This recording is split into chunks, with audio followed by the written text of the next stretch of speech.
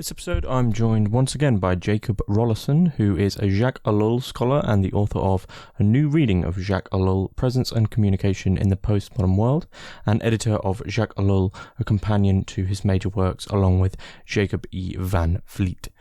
In this second part on the philosophy of Jacques Ellul, we discuss Ellul's spiritual and Christian writings, alongside discussions on Christian Anarchism, Ellul's theological work, and organised religion, and more.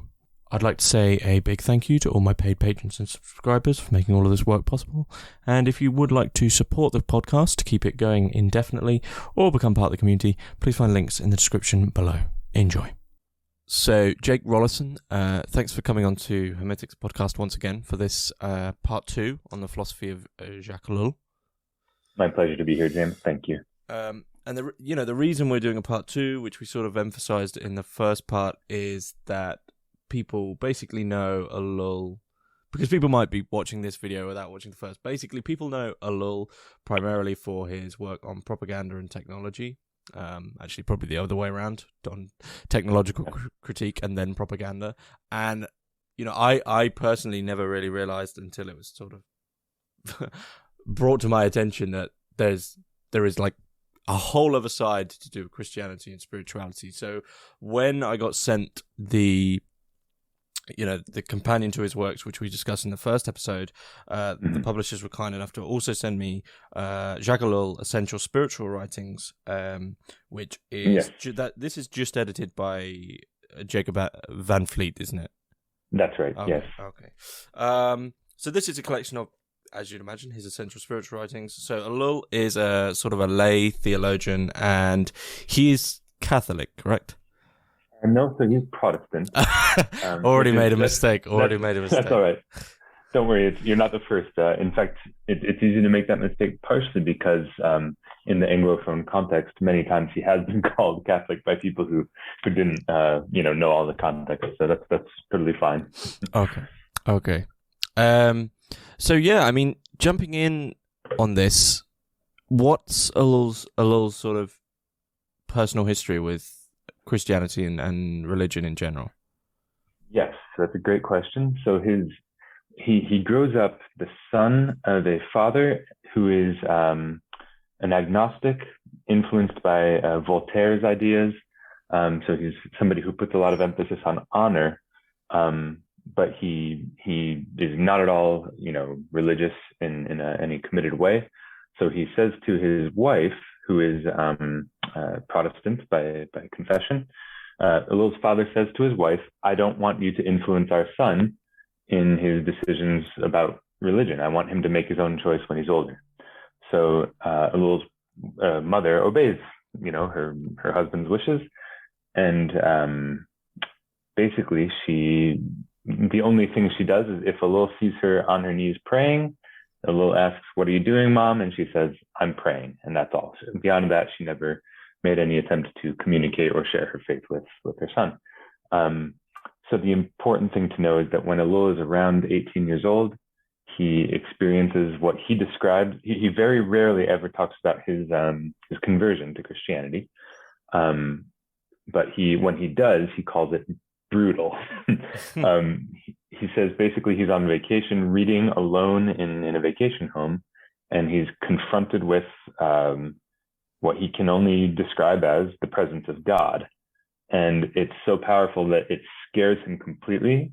So he jumps on his bike and he flees. And he goes away and he stops and he thinks, what was that? And he comes down to thinking, I think I may have just been in the presence of God. And a similar circumstance happens another time a few days later. And this sort of launches him on a quest to say, well, wait a minute, was that real? What just happened? And so for years, he reads everything as critical as he can against the biggest kind of critiques of Christians and Christianity that he can find. And eventually he goes and he tells his mother that he thinks that he's become a Christian. Yeah. And so from that point on, he launches into deeper theological studies, and that kind of lasts for his entire life. So I'm going to assume that he was never really specific about that moment of conversion? Right. What I just told you is about as much as we have. Yeah, about as detailed as it gets. He talks about it only, like, he never writes about it, but he talks about it in an interview at the end of his life.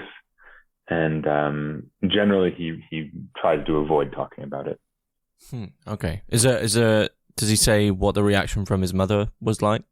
It's a great story, actually. He says she was washing dishes and he comes behind her and he says, Mother, I have something to tell you. I think I am now a Christian. I've placed my faith in God or in Jesus Christ. I forget exactly the words he uses. And his mother keeps washing the dishes. He said she didn't even turn around or stop. She just said, that doesn't surprise me at all. I've been praying for it since you were born. That's a good story. That's quite interesting. So, you know, as I've made the mistake already with the Catholic thing, is the reason he goes to Protestantism simply because that was his mother's faith, his mother's denomination? That's a good question too. As far as I know, he comes to it himself by exploring different writings and thinkers and the theological history of both Catholicism and Protestantism, and he decides himself for Protestantism. But he doesn't. Even there, we don't have a ton of detail on that, or at least to my knowledge. Okay. So, I mean, it's people are probably wondering if they've come at Ellul from, you know, the known side, technological society and propaganda. If they don't know of this side, it I guess it's two things which will seem strange on the face of it to sort of say, well, how are these connecting? But as we sort of emphasized in relation to Ted Kaczynski in the last episode, you with a understanding of Ellul's philosophy, you need you know, it's sort of almost mandatory to have one with the other, otherwise it's not complete. So in what way, you know, we've spoken about the technology now, so in what way does Ellul's Christian philosophy or theological or spiritual philosophy sort of complete that technological philosophy? Sure. So complete is an interesting word. It's because it is because they're complete in their kind of incompletion. So both his studies of society and technology and all this, it functions as a kind of description of what he sees around him. And then the theological side allows him a critical and different viewpoint by which he can then interrogate this description and make a kind of communicative call to act freely in response to this situation that he's been described. So in a way, the point between them is a tension or a dialogue, you could say. And I think that's the trouble is if you only have one, you miss the tension with the other that makes for the dialogue. Okay. So what sort of happens, you know, when we have one without the other in I guess almost in practical terms? Is there a way to describe that? Sure. So in fact, at the end of his life, in an interview, Patrick Chastanet, one of his students, or who was one of his longtime students and today is a big figure in his reception in France, asks him, what would happen if we just had your sociology without your theology? And Ellul says something like, it would probably drive the person to suicide because for him, all the hope comes from the theological side. Whereas he says, in my sociology, I describe a world without an exit. So you could say his sociology without his theology would be hopeless. But on the other side, his theology without his sociology would be abstract. It wouldn't be speaking really to anybody. So there's a sense in which he's really trying to address his own time, and he's not trying to speak kind of in terms that are valid for all time, you see. Oh, I see. Okay. So it's sort of a contextual work in relation. You know, he's understanding Christianity has got to overcome what we have now, as opposed to, you know, like an ancient wisdom. So how seriously was he taken in terms of being a theologian? Like, did he comment on, you know, I mean, perhaps it's a silly thing to say, but whether or not he took himself seriously as a theologian, or did he sort of step back and say, you know, this is just what I think, kind of thing? No, that's a very good question too. In fact, So in the introduction to one of his books, he says something like, I'm going to study this problem in this book, and it's been treated by professional theologians for a long time. And I must say, I have none of the competence of these theologians. I'm just going to approach it as a human, as a person. And I'm trying to make my way by looking, listening, feeling. And so he suggests that perhaps the theologians will completely ignore everything he writes. So in a way, he takes his own theologianness, if you will, with a grain of salt. And yet, in the French scene today, for the 20th century, he's certainly among the top most renowned Protestant theologians of the 20th century. It's worth saying that again, in choosing Protestantism, he makes a choice that's a bit atypical for France, which historically tends to be more Catholic. So there's not all that many, very many Protestant theologians in France. So the fact that he is reasonably well known as a Protestant theologian in the 20th century is already saying something. So yeah, I think today, if you want to talk about Protestant theology in France in the 20th century, you kind of can't avoid Jacques Ellul. Okay. I have this question about technological morality, but I'm actually going to jump forward one because it sort of ties in with the story you told about his conversion and the fact he hasn't spoken about it much at all, other than literally what you just said. And it's emphasized in these writings that it's really important for Ellul that that God can't be known, an emphasis on sort of a human knowledge of God. Do you think that's why he's reluctant to speak about that moment? Because in doing so, he would be sort of describing whatever God is in terms of ontology, which would be sort of against his own idea, because his idea there is that the almost not the point, but a distinct factor of God is that God cannot be known. So that's another good question. So as for speaking of his conversion, I know that one of the reasons he doesn't want to speak about it is precisely because so many people do, and he doesn't want to turn his conversion into a kind of kind of proof for God, if you will. He doesn't want to be trying to convince others, yes, this is how it is. Instead, he tries to witness to what happened to him, to say, like, this is what I experienced. And so the fact that, as I described in his conversion, God comes to him not as an idea or a kind of energy force or like a principle of the universe, but as a presence which confronts him unexpectedly and in a startling way. So in that way, what you just said is I think right on. It's not that God can't be known at all, but it's more that if God wants to make himself known or make God's self known, God has to do that. So for Ellul, he's really worried that I think that in today's technological system, if you will, for Ellul, the big danger is that we think we know God so well, and we want to make him into an idea and integrate God into our system of thinking, and that's precisely what Ellul wants to resist. Okay, and is that how sort of one of the clear connections between the two sides of his work is that's how technology moves us away from God? In that technique, everything has to be on a metric, on a scale, being able to be described or measured or weighed or understood and known in a certain sort of technologically empirical sense. Whereas, as soon as you subsume God into this framework, you're losing, that elusive, unknowable thing. And in doing so, you actually move yourself sort of away from grace. Would I be? That's right. Okay. Yes. In fact, I would say Ellul uses the word presence quite a lot, and not just in relation to God, but in relation to humans as well. I think what he's trying to describe with this word presence is something that cannot be reduced to technique, it cannot be acted on or manipulated that way, but it can only kind of be received as a gift. And if you will, I think a good way to understand it is to think of a conversation.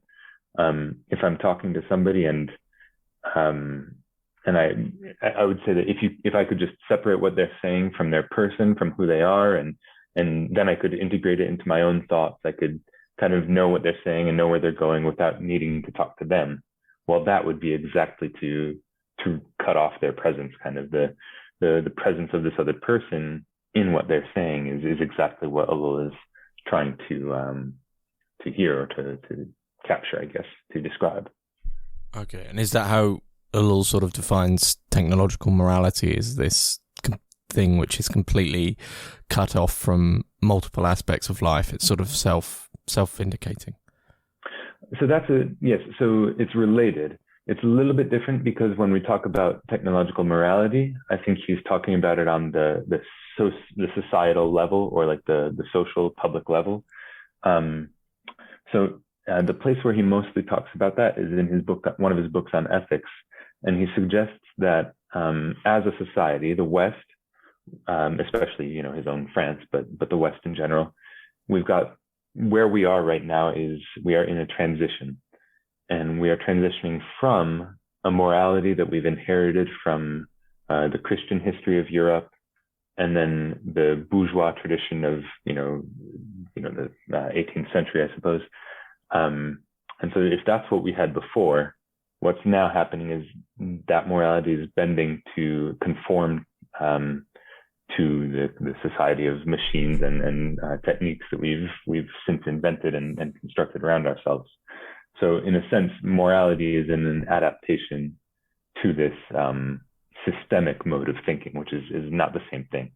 So that's why he, in his one book, the book he writes in the 50s is called The Technological Society, but then in the 70s he writes this book, The Technological System, and that's precisely what's at stake. It's a transition from a human element of society into a kind of machinic or inhuman system. Mm-hmm. Mm-hmm. So the sort of alternative morality to this, does he ever define that clearly, or is it something, is it once again in relation to this, you'll just sort of know it in your conscience when you know it? No, so this one, what he, in other words, the kind of alternative that he doesn't give a very strong alternative for society in general, I suppose, though he certainly does propose one. In his works on ethics, he's mostly concerned with Christian ethics. And so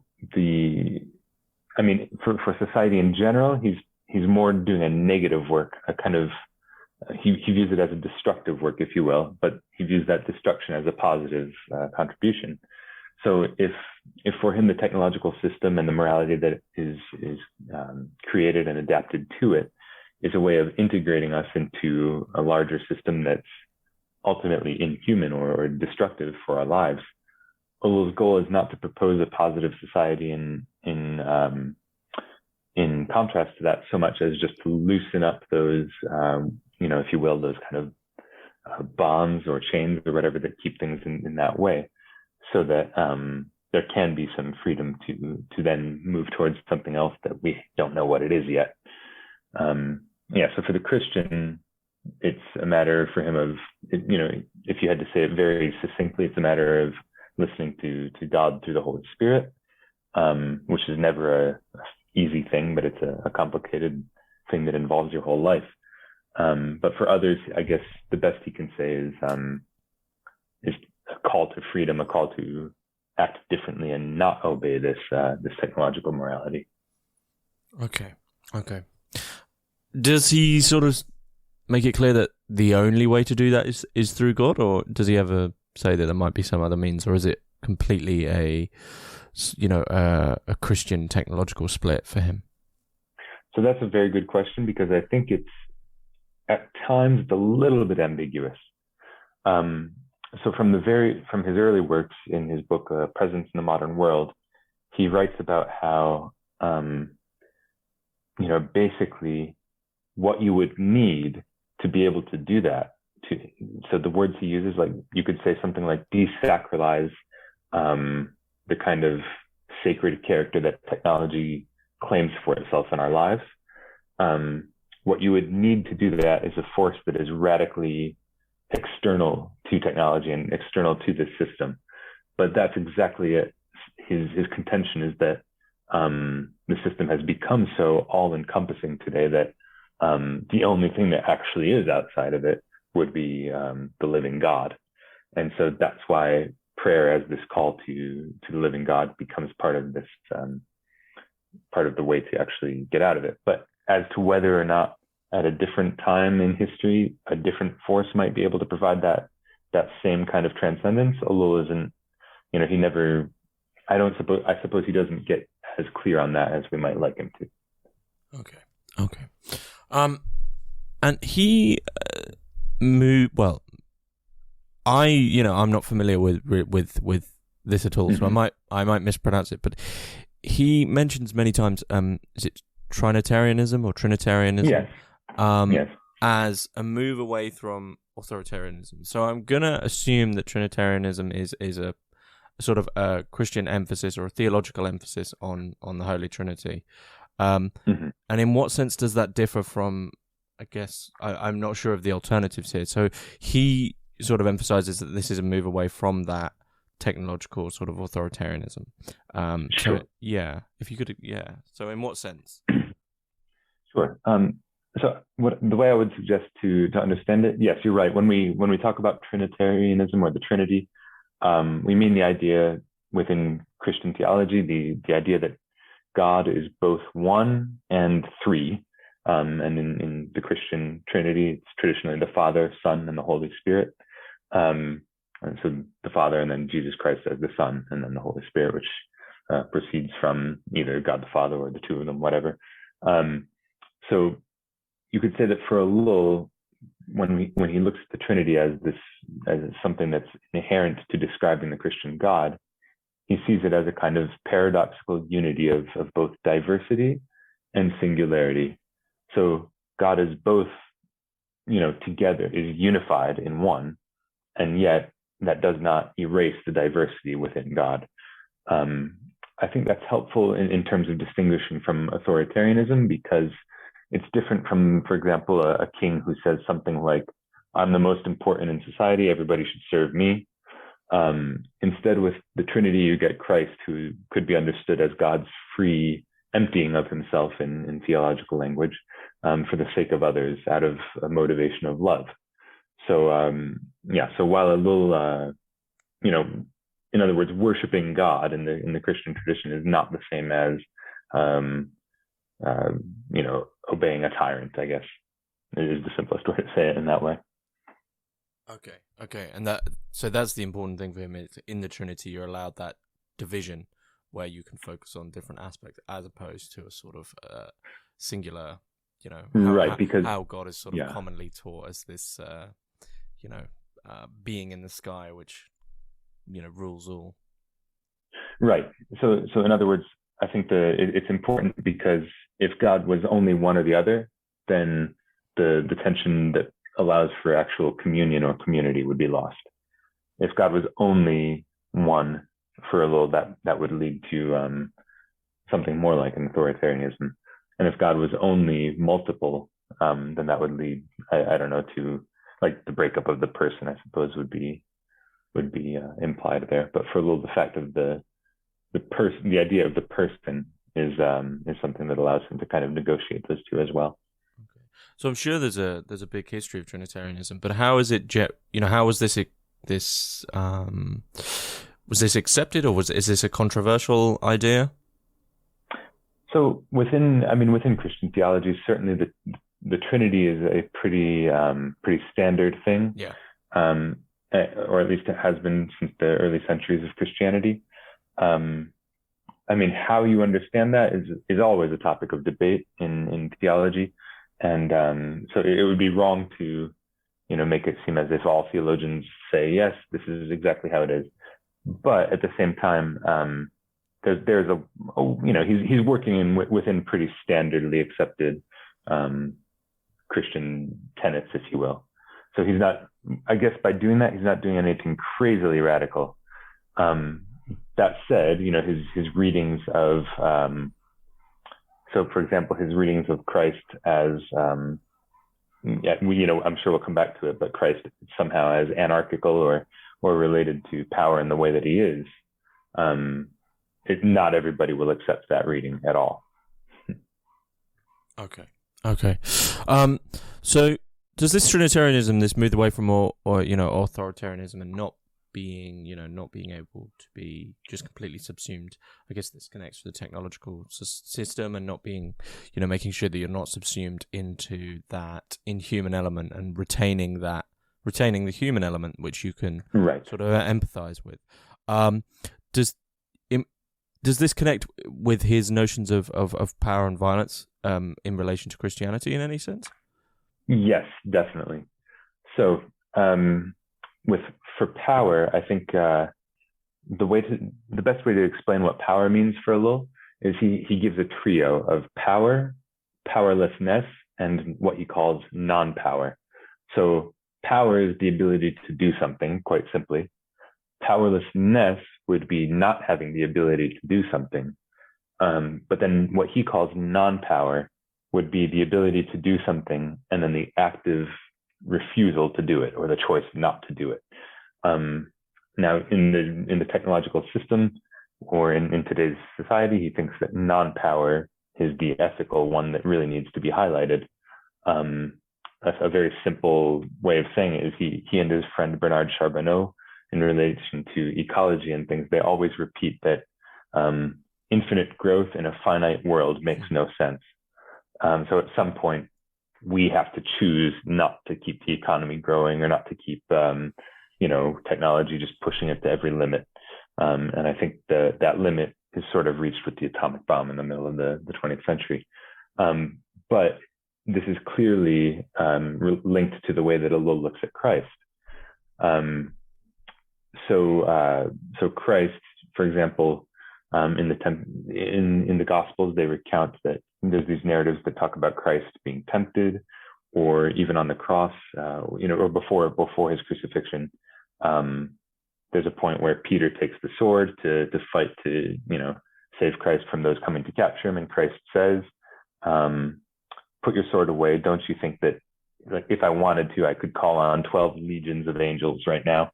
And so Ellul takes those statements very seriously, which means that at the end of the day, if Christ is killed or dies, it's not because he's a victim, but because he chooses to accept that. And so that's a very integral way of understanding what Ellul means by this non-power. Okay. So in the fate of Christ, he fully went with that third option of the non-power of saying, well, obviously I'm the son of God. Well, I am God and I am the son of God. I could, as you say, call on these angels, but I'm choosing to not do that to avoid being subsumed into your own, dialectic of either violence or defense kind of thing. And this is the third option to say, no, rise above that. Exactly. Since you mentioned violence too, I will just say that, so yeah, certainly the Christian tradition, there are various approaches to if and when violence is okay or justifiable. One of them that we mentioned in the book is just war theory. But Ellul rejects these. For him, the way to understand violence is by thinking it in terms of freedom and necessity.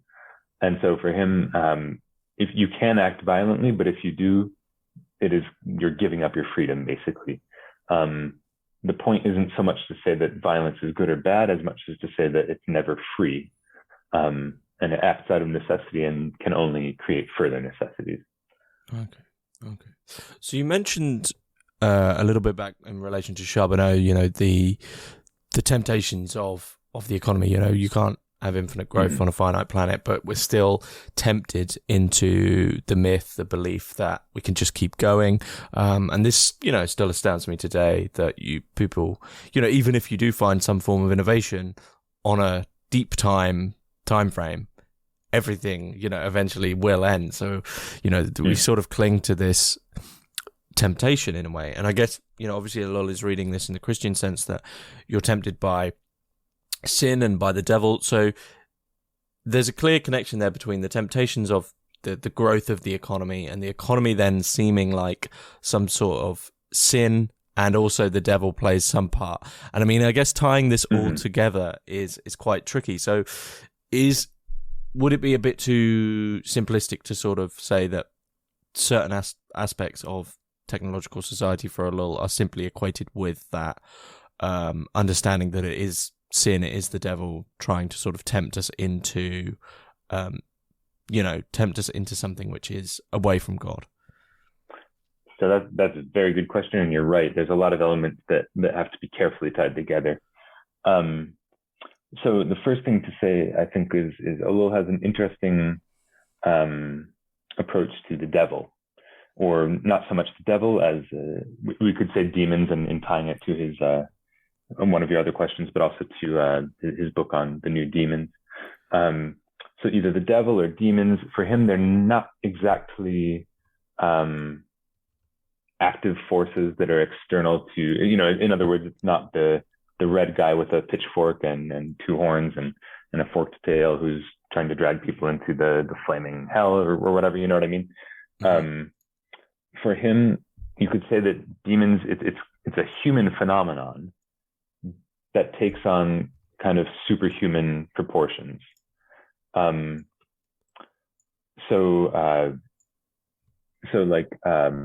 It's, he sees it kind of as this in-between thing. It's not fully external to us. It's totally human, and yet it exceeds our limits or our capacities. I'll give you an example. I think that, so when he gives his book, The New Demons, the title, The New Demons, he's actually punning on Dostoevsky's book, which is called either Demons or The Possessed. Mm-hmm. Now, the original title, I believe, in French and in English, it was originally given the title of The Possessed. And so Ellul's book in French is called The New Possessed, the new ones who are possessed, kind of. And his book is about institutions. So what he's suggesting is that the place where what theology would call demonic, the place where that plays out today in the secularized world, is on the institutional and political level. And by saying that, what he's saying is that we, instead of, whereas in the narratives, for example, of Christ's temptation in the wilderness, the devil who approaches him to tempt him, the tempter suggests, hey, why don't you turn this stone into bread? You haven't eaten in 40 days. And so the problem isn't eating. Obviously, the problem isn't bread. The problem is that essentially the tempter is attempting to make Christ use his power in a self-serving way, or in a way that isn't, kind of in line with his relation to God the Father. And so, yes, you can see that it's a complicated thing. It's not that economics is bad. It's not that thinking of the future is bad. It's not that economic growth is bad. But it is bad when they become ends in themselves. It is bad when they become exalted over other elements. So you might say, to put it very simply, that for Ellul, the demonic temptation of economics is the subordination of the spiritual to the material. I think that's kind of a one-liner that could capture it. As to your question as to whether, in a way, yes, you're right that Ellul is playing with understanding these things through the Christian category of sinfulness. However, the kind of nuance in that is what makes the whole thing interesting. If he was just saying technology is sin, then it wouldn't be worth reading him very much. I mean, you might, but it wouldn't go very far. But I think the nuance of human freedom and the interplay that's going on there is what makes a much more of a captivating argument. Okay, but you mentioned there that politics is also related to temptation for Ellul, and this is where we do find we do find temptation in the modern world. Is there any political leanings that he doesn't say, or is it once again the self-serving thing? So what's interesting with it, I think that here too, it's worth mentioning his own experience. I think I talked a bit about it in our last session, but he, throughout his life, Ellul had, he had political ambitions and hopes. He really, as a young man, he was attracted to Marx's writings, theoretically, but also to the kind of revolutionary dimension of being able to change society. And so he was really hopeful for revolution in certain ways, whatever that meant. And he was always hopeful that true political change could happen.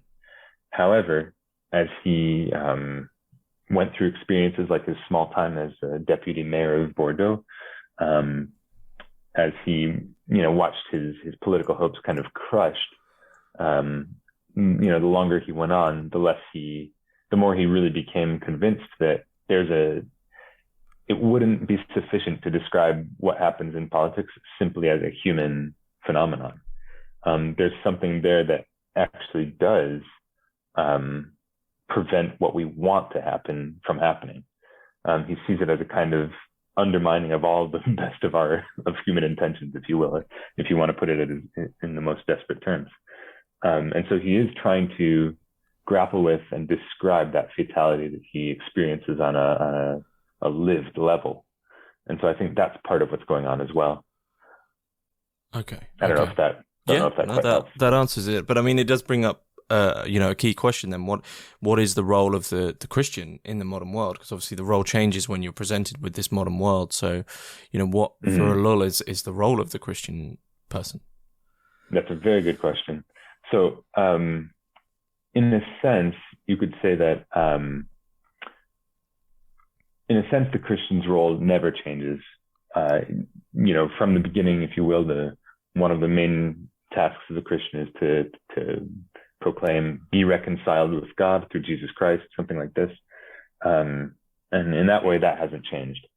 But what that reconciliation implies or means or looks like does change simply because the society to which it is proclaimed has substantially mutated.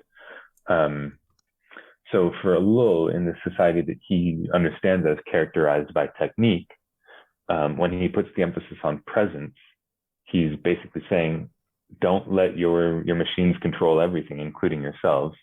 Don't try to understand yourselves through your own machines or works. You're something bigger than that. You're something more important than that. That's worth attending to and listening to.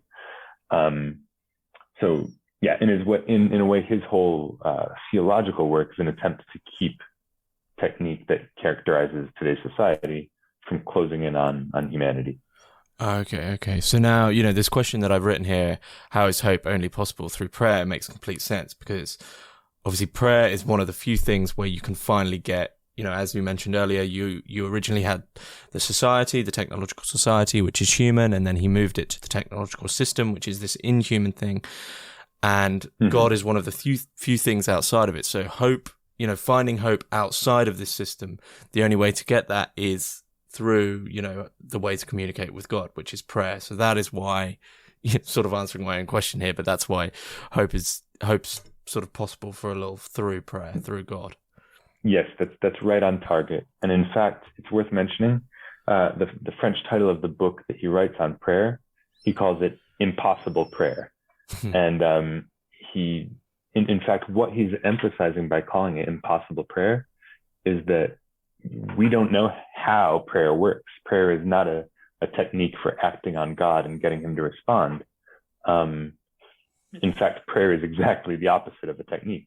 What it is it's a wager that there is a God who hears the stuff that I'm saying when I'm talking to myself sitting in a room, and that he actually cares and then will listen and might respond.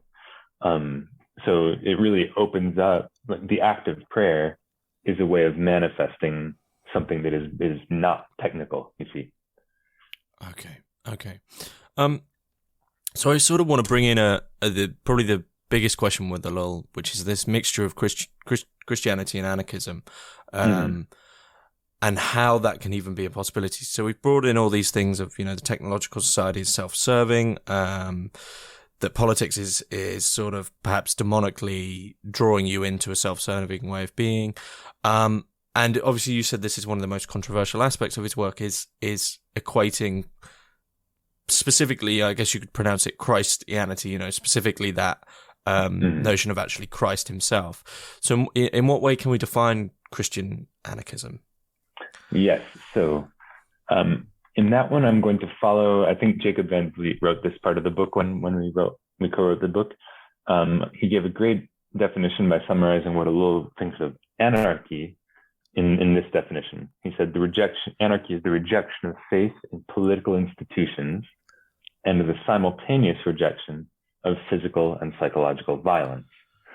So if that's what Ellul means by anarchy, as for Christian anarchy, I think it would see Christ not just as the perfect example of refusing all domination over those whom he could exercise domination, but I would say he's even the key to its practice. And the reason for that, the reason that it's not just, follow this example, is because of the mechanism at work here is forgiveness, if you will. In the Gospels, you could say that Christ suggests, as we mentioned before, he could have called for a legion of angels to save him, to destroy all his enemies, and so that if he dies, it's a free choice. And so because it was both Romans and Jews, and therefore symbolically everybody who crucifies him, everyone becomes guilty of this act of violence against somebody who refused to defend himself. Everyone becomes guilty of a kind of murder. And by forgiving this act of violence then, and then saying, now go ahead and you forgive everyone else who offends or injures you, Christ becomes not just an example, but actually the initiator of the refusal of violence among his followers. So you're talking about anarchism, and I mean, of this, so what you just said with Christ being, it seems to me it ties completely back into those three ideas of power. And so that for Ellul, and then in the Christian tradition and for Christ, is that it's a strange form of power found in that third form of power. That anarchism is that third route, not being drawn in by the crowd, also not just sort of submitting, but having that ability to say, look, I could do this or I could do that, but I'm not going to do, either. Yes. Okay. I think it's worth saying too that is also, so Ellul writes a book called The Subversion of Christianity. And one of the things that he's doing in that book is saying, if that's what Christ is, if Christ is this refusal of domination and power, then most of what the church is actually a horrible betrayal of Christ.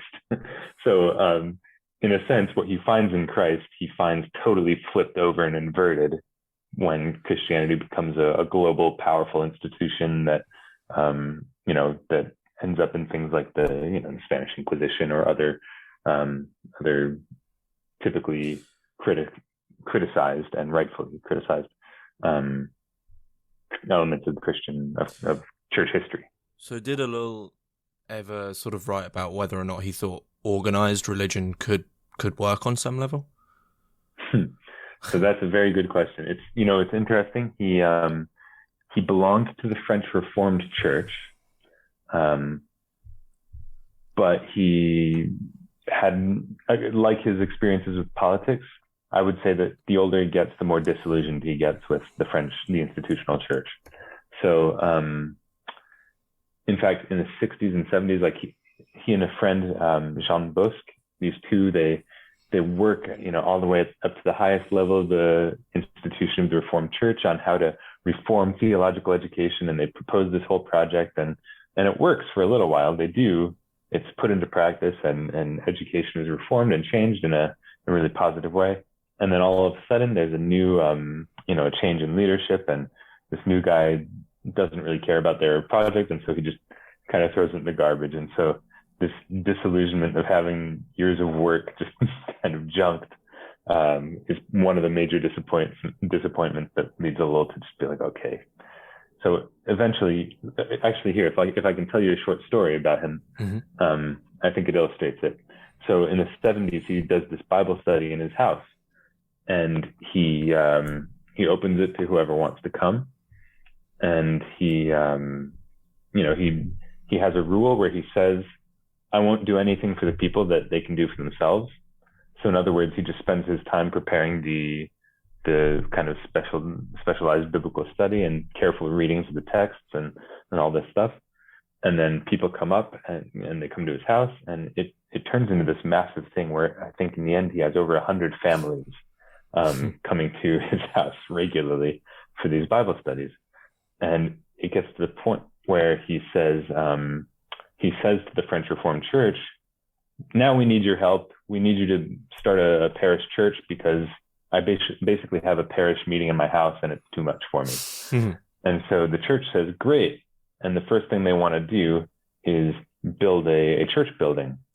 And so Ellul finds it fascinating because in his house, he had all these families, including what we would in the US we would call blue collar families. It's working class families. This is not a Bible study just of intellectuals. But he says the interesting factor is that these working class men, they help to construct the building for this parish church. And then once it's finished, they never go. Their wives go occasionally, but these working class men don't. And so Ellul finds that instructive because in his house, it's a personal thing. It's not an impersonal institution. But by the time it gets converted into this thing that's not, in anybody's house, this other kind of thing, it just totally falls apart. Huh, okay. So has that, that's a good little story to sort of as a understanding of Ellul's sort of, understanding of the the problem of organized religion. I mean, how was his Christian anarchist view? Has there been any sort of famous, people who've received it and criticized it? I mean, I'm sure it has come under a lot of scrutiny. Yes. In fact, it's funny because I think it's one of the more talked about elements of his theological works. Mm-hmm. And honestly, in my view, it's not among his best theological books, but it's still interesting. But I would say that one of the important elements is he thinks that kind of a prophetic dialogue with the state is an important element of Christian ethics today. So he models a lot of his work on the Old Testament prophets. And what the Old Testament prophets would do is they would go around and criticize basically the king. And they would say, this is where you're not obeying what God has said. This is what you are not doing correctly, and you need to change this. And you can imagine the kings didn't like that. And the kings had the power to sometimes put the prophets to death or mistreat them or imprison them, which they often did. So for Ellul, that kind of a prophetic role is what he thinks is important. And so anarchy in his mind is kind of the way to incarnate that in regards to the modern state. Now, the last thing to say is when we talk about anarchy, he mentions that he doesn't think anarchy is some positively realizable ideal. He thinks that anarchy means a principle of kind of active opposition to the ruling party, so that he thinks if the ruling party is Democrats and then you should be not a Republican, but at least completely against the Democrats. But then if a Republican gets elected, then you should oppose the Republicans with all your force, kind of thing. So if it changes, you have to shift your position too to oppose them as well. Okay. So I mean that brings me to the question in terms of that shifting position. In this question that we spoke about a little bit over email of democracy, because if I recall correctly, maybe it's just my own bias like coming in or something, but if I recall correctly, he does bring it up in this text. It's brought up that about democracy. So I mean, this is sort of a problem, I guess, for anarchists generally, because democracy is meant to be that sort of ideal state. So in what sense does Ellul view democracy? Can it work for him? And in what sense does he view it in relation to Christianity? Sure. So I would say in general, Ellul tends to be very positive when he speaks of democracy, in that he thinks it is a good ideal. He thinks that in terms of a form of government, it might be the best. But I would say that it's because he thinks it's such a good ideal that he's so critical of its current forms. And I think that's why he writes, we mentioned about his writings on propaganda. In his writings on propaganda, he says that propaganda is basically the biggest threat to democracy today. So in other words, he thinks that today what we think of as our democracy is ultimately an illusion. In terms of its relation to God, I can't think offhand of his a major place where he writes a lot about that. I would say that it's on the one hand, we like democracy because it puts everyone on the same level, and it tries to express something which we Christians do believe is true, that before God everyone is equal. The difference is that it tries to make it into an institutional framework or a law, and the shift in that form is important. It's very interesting to think that the institutional form in Christianity isn't the most important thing. So, for example, we're appalled because in the New Testament, Paul, for example, he writes a letter to there's this slave named Philemon who escapes from his master, his owner, and he runs and flees to Paul. And so Paul the apostle sends the slave back to his slave owner, but with a letter. And in the letter, he says to the slave owner, "Now listen, here's your slave back, but your slave is my brother in Jesus Christ. And so I'm calling on you to treat him like a brother. He's very important and precious to me."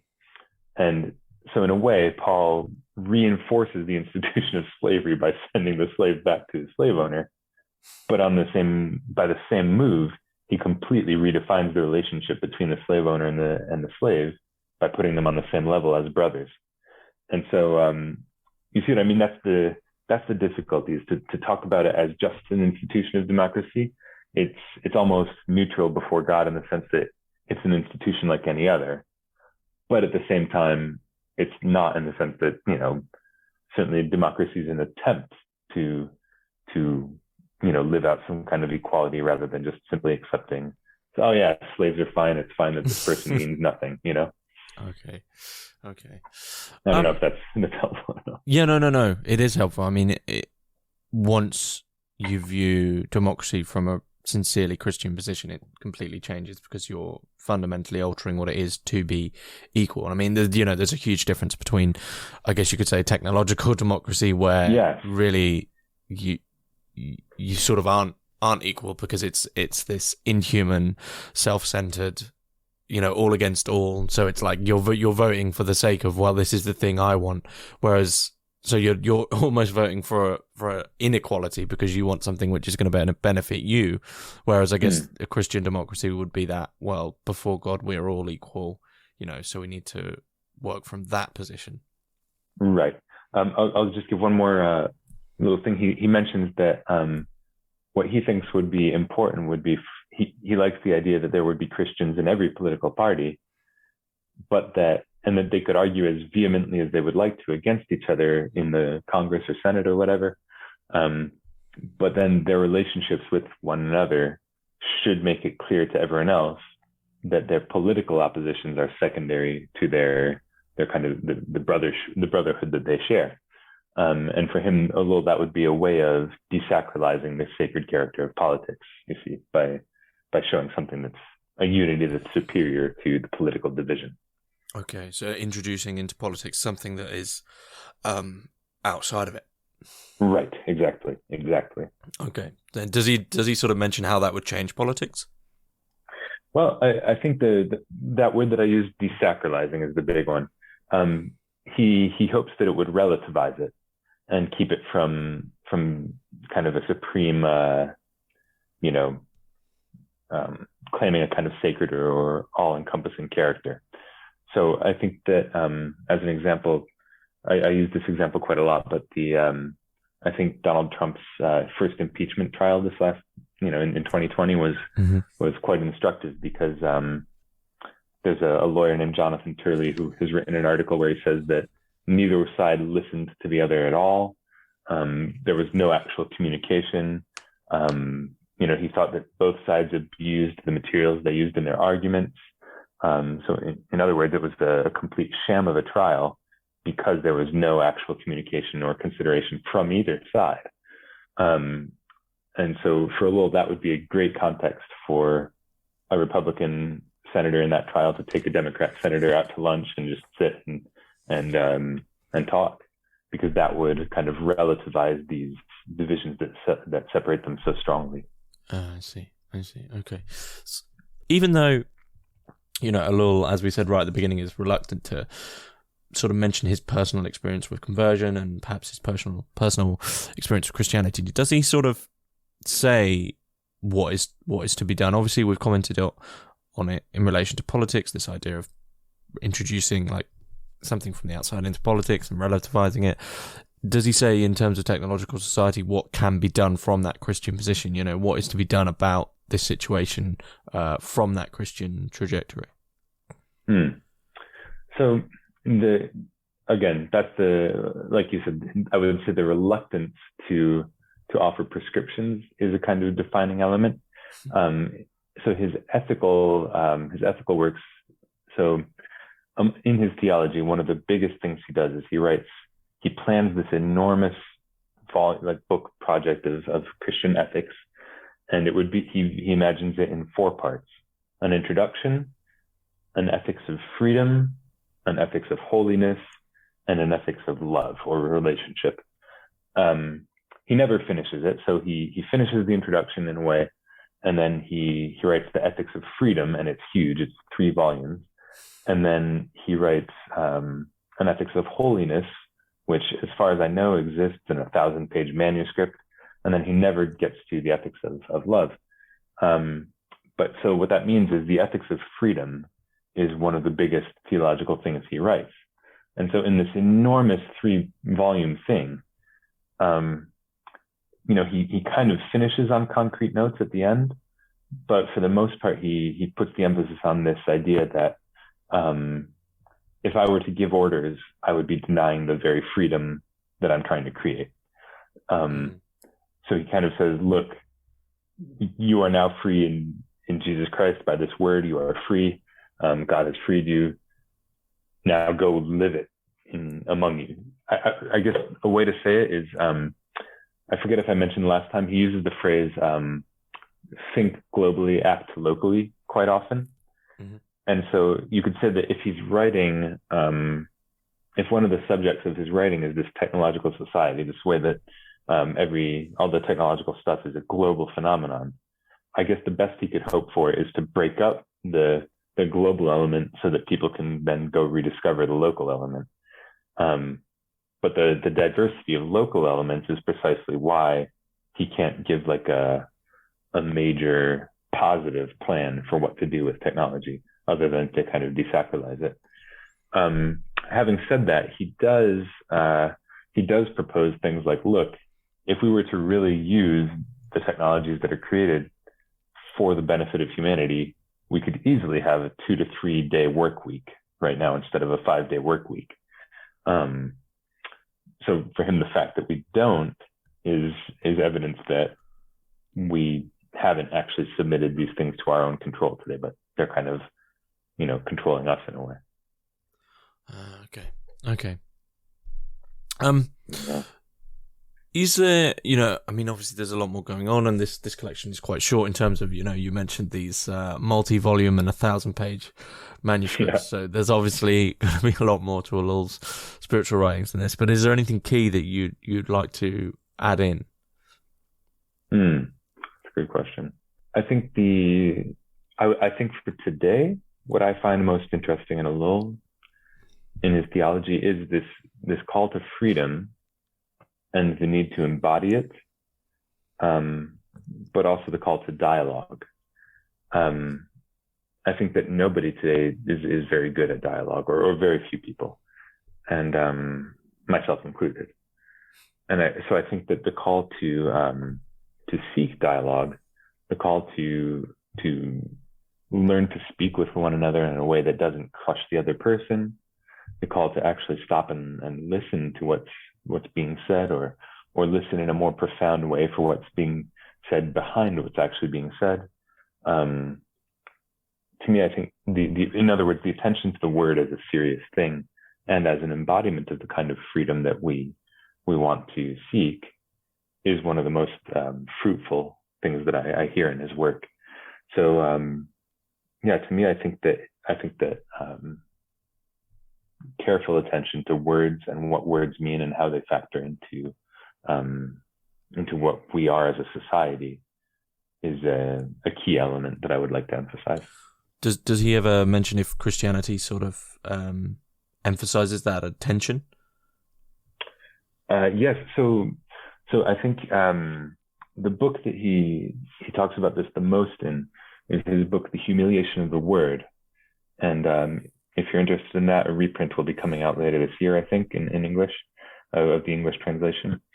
But so in The Humiliation of the Word, he basically says that today our society emphasizes the image.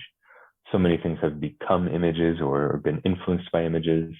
And he's not saying that images are bad, but he is saying that sometime in the 20th century, we shifted from a text-based to an image-based society. And understanding the effects that has had on us is a crucial thing for being able to respond in a meaningful way.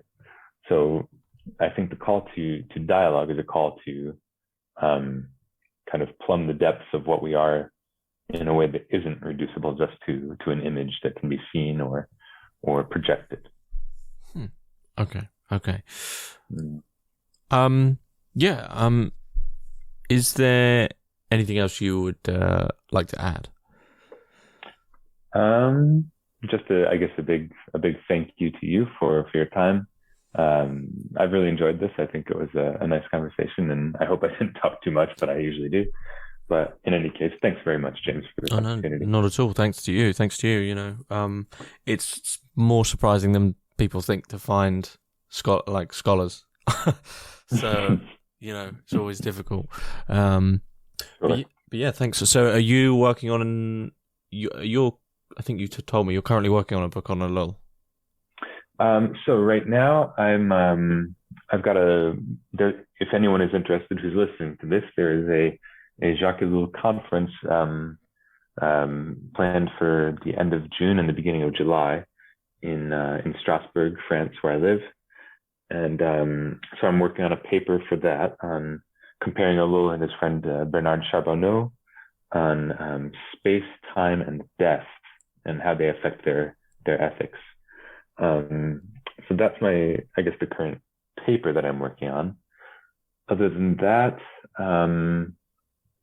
I do have for this upcoming year, I'll be editing an edition of the Philosophical Journal of Conflict and Violence, and it will be on Ellul's thought in relation to violence.